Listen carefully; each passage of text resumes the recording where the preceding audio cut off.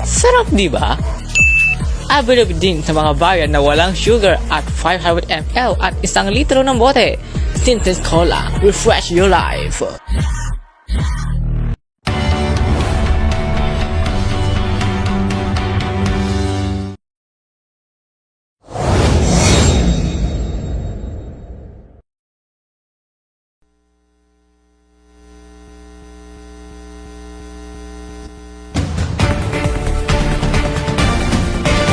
Magandang hapon Pilipinas.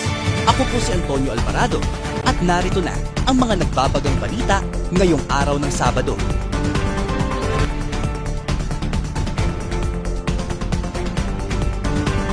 Isang lalaki, patay matapos masagasaan ng bus habang tumatakas sa mga pulis sa Pasay City.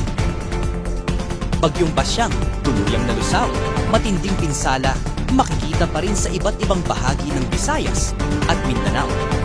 Palestinian na nakunan sa CCTV sa serye ng nagnanakaw, arestado.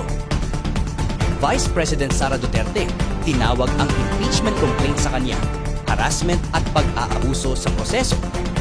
At Bini, naging surprise appearance sa concert ng Sex Bomb Girls.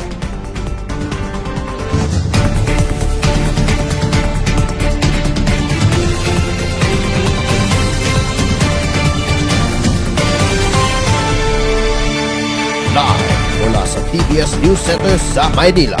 Ito ang TBS News at 6. Magandang hapon. Simulan na natin ang pambalitaan tungkol sa nangyaring sagasaan kaninang umaga. Live mula sa Pasay City, si John Reyes.